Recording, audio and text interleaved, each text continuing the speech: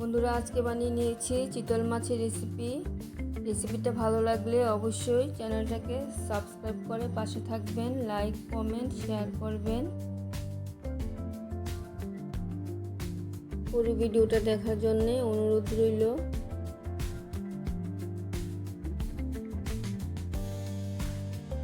চিতল মাছের পেটির পিসগুলি ভালো করে ধুয়ে নিয়েছি, লবণ হলুদ মেখে নেব।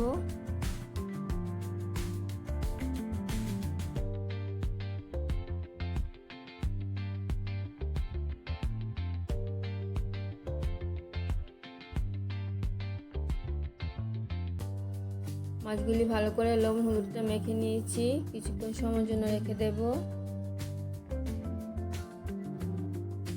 কড়াইটা বসিয়ে দিয়েছি, কড়াইয়ের মধ্যে একটু বেশি করে সরিষার তেল দিয়ে দিলাম।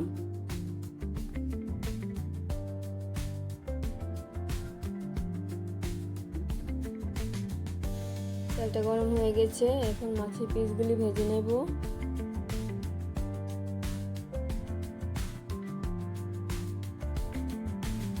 তিনটে মাছের পিস দিয়ে দিলাম, উল্টে পাল্টে মাছগুলি ভালো করে ভেজে নেব।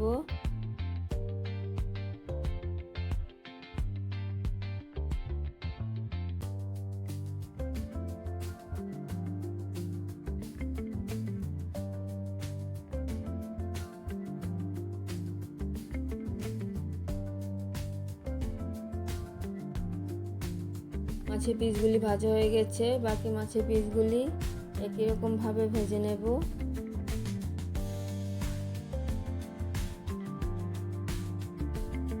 রেসিপিটা রান্না করার জন্য কি কি লাগবে সব কিছু নিয়ে নিলাম। দুটো পেঁয়াজ, দুটো টমেটো, লবণ তো থাকবেই, কালো জিরে, আদা, কাঁচা লঙ্কা নিয়ে নিলাম। প্রথমে কাঁচা লঙ্কা, আদা, পেঁয়াজটা একসাথে পেস্ট করে নেব।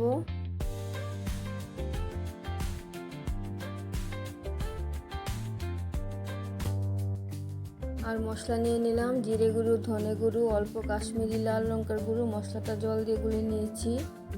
এই তেলটার মধ্যে রেসিপিটা রান্না করে নেব। কালো জিরে ফোড়নটা দিয়ে দিলাম। কালো জিরেটা ভাজা হয়ে গেলে পেঁয়াজ, আদা, কাঁচা লঙ্কার পেস্টটা দিয়ে দিলাম।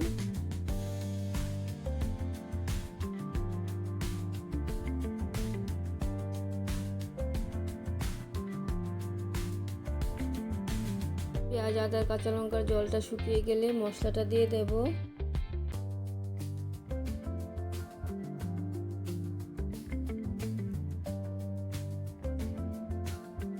মশলাটার জলটা শুকানো পর্যন্ত নাড়া দিইনি, এখন নাড়িয়ে দিচ্ছি।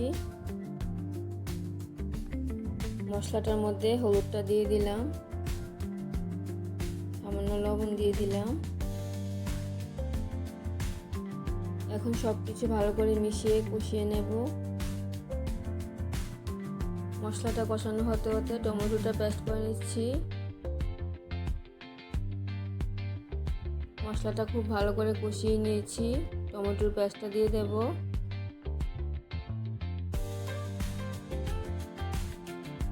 মশলার সাথে টমেটোর পেস্টটা ভালো করে কষিয়ে নেব।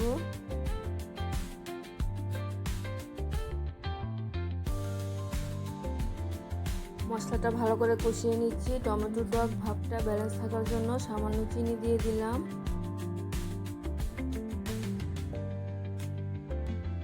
টমেটোর পেস্টটা ভালো করে কষিয়ে নিয়েছি, ফোটানো জল দিয়ে দেব।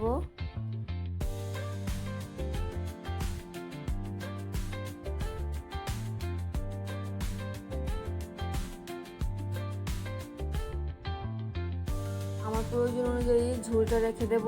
তোমরা যেরকম খাও সেরকম অনুযায়ী দিয়ে দেবে। 2-3টা কাঁচা লঙ্কা দিয়ে দিলাম। ঝোল ফুটে গেছে, মাছের পিসগুলি দিয়ে দিচ্ছি।